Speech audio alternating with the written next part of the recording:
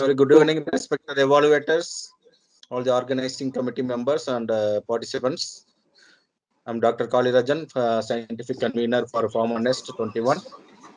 So, on behalf of OPF, Open Pharmacy Federation, we welcomed Dr. Vijay Sharma, professor from SGT University, Dr. Archana Navel, professor from Paul University, Gujarat, and Dr. P. Vijay Bandi, professor from Chalapati Institute of Pharmaceutical Sciences, Guntur, Andhra Pradesh. So we welcome you all, and we can proceed poster evaluation. So Dr. Chetan, you can take over. Yes, sir. Thank you, sir. Good evening to one and all. I, Chetan Mehta, and my colleagues Aman and Chavi, we are the coordinators for today's e-poster presentation. I request all the participants to note that the timing for presentation is 5 to 7 minutes and 2 minutes for question and answer session. Now I request poster number eNest 161 to start with the presentation. Should I share the screen or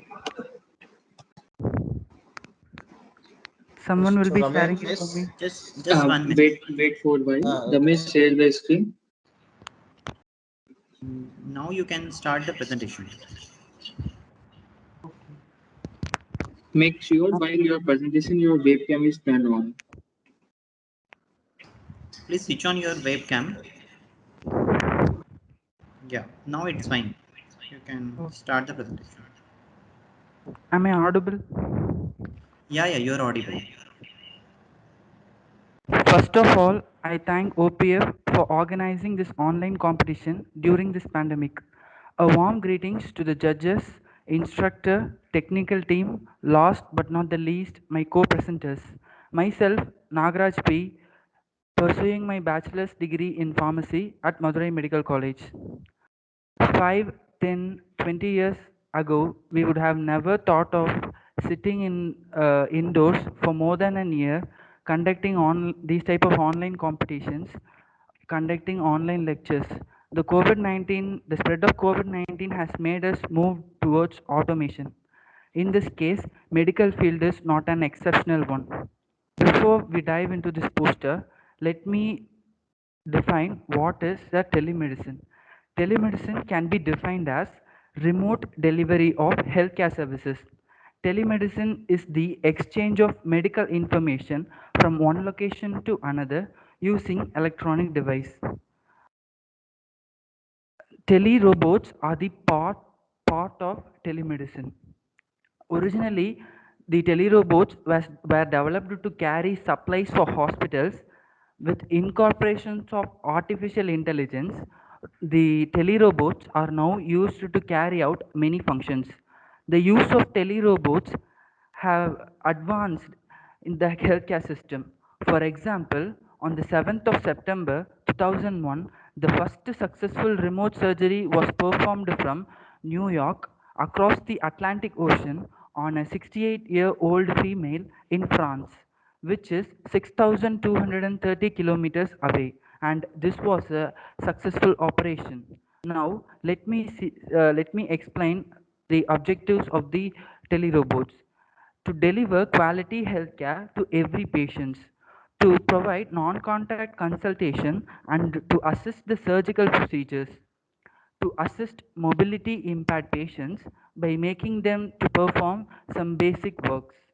Number 4, to provide best care for rural peoples who are miles apart from the health station. Now, let us look upon the materials and methods. The materials required are robots fitted with speakers to communicate, sensors supporting robots, speech recognizing devices, which is used to recognize various slangs of a single language, cameras fitted with robots, which help patients to communicate in real time with doctors, processing chips and equipments, microphones, and a very important crucial factor is the internet. The internet used must be with 10 Mbps speed. Now let us see the results. Non-contact consultations. The telerobots has made the patient doctor communication realistic. It is also assisting in surgical procedures, and also it has been in the way that the robots the robot and the doctor conversation is made realistic. The surgical robots allow surgical operations to be carried out with the better precision, and it is a minimally invasive technique which makes it more patient compliant. The telerobots can also be used to sterilize an operation theater effectively using an ultraviolet radiation. The rehabilitation robots are now used for many diseases like cerebral palsy, Parkinson disease, stroke, traumatic brain injury, spinal cord injury, multiple sclerosis, these type of various disorders. They can be used in pharmacy automation, such as dispensing oral solids in a retail pharmacy. And another type of robot is a companion robot. This type of robot can engage people emotionally who are mentally disturbed. They can pinpoint. They are also used in collecting the blood samples. They can exactly pinpoint the vein, they are used to collect the blood samples correctly.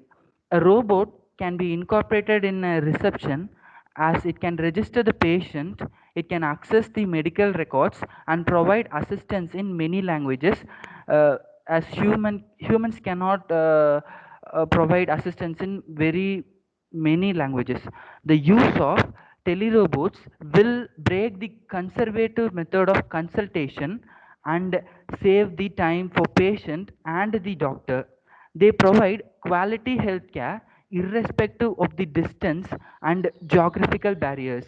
They can be used to take care of even in this pandemic situation. The COVID patients can be taken care by these robots.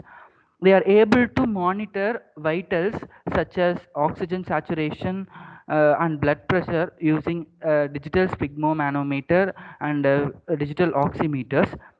And even they can be fitted with oxygen cylinders and much more devices. By designing this, we can reduce the death and the challenges, uh, especially the burden of healthcare professionals working in COVID ward. The telerobots can process the data from other diagnostic instruments like computer tomography, which is CT, magnetic resonance imaging, MRI.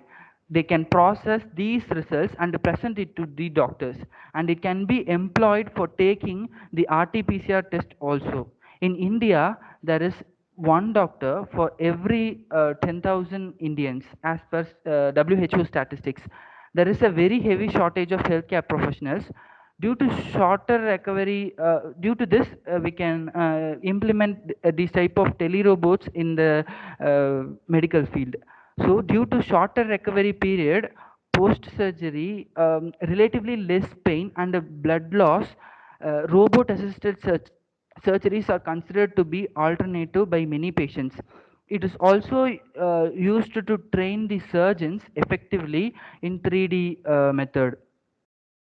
Thank you. Now I request evaluators to evaluate the presentation. Hello. What is your name? Nagaraj. Nagaraj. It's very good topic you have chosen. Okay. Can you tell me what may be the challenges if we want to employ such tele robots to our rural areas? The first and foremost thing is the economy. It is somewhat it is somewhat expensive in developing countries like India, and also the acceptance in rural areas will be somewhat a very challenging one, because the rural peoples will be scared of these things. They will be not aware of this. They would never have seen this type of robots in their daily life. and also even the doctor and even the workers who work in the hospitals will find difficult to adapt it. It will need some training time, and it will be very cost effective. It will be high cost, so it is somewhat challenging in our rural area to implement this. Okay, so what may be the solutions to some of these challenges? This we have to do with this only by practice. We have to implement this, and if time goes on, everything will get cured. And for developing robots, we can the government of India can make startups in our country itself, and they can move on. These things are the conclusions what I think. Okay. Mr. Nagarajan, Sir. first of all, I would like to congratulate that you really selected a very nice topic, as ma'am said already. Okay, sir. My Thank you, sir. question also goes in the same context. Look, Okay. undoubtedly, the current stage of COVID is something else, and the ratio that you have put it on, that Yes. we are having one healthcare professional against 10. 10,000 of the patients Yes, currently. yes, yes, Clear? yes. Do you have any survey or any study or any data that how much of these type of devices are available in India in current stage? No, sir, I don't have statistics, but till up to my knowledge, in Delhi AIMS, there is a one sterilizing robot which is performing the sterilizing this thing only. And in Tamil Nadu also, there is in Madurai, they have employed a Da Vinci surgical robot for the surgical procedure, for the minor surgical procedures. For example, for removing gallbladder, if the patient has gallbladder stones, and some of percutaneous coronary intervention, which is angioplasty. It is day Okay, by day it so is both becoming of these robots have been developed in India only? no. It has been brought from foreign only. It is not developed in India. But in news, I have heard that in some in a district, a computer engineer, a mechanical engineer developed this COVID robot with along with this vitals such as sphygmomanometer, oxygen meter, and along with oxygen cylinder that would help the healthcare professionals from being dead due to COVID.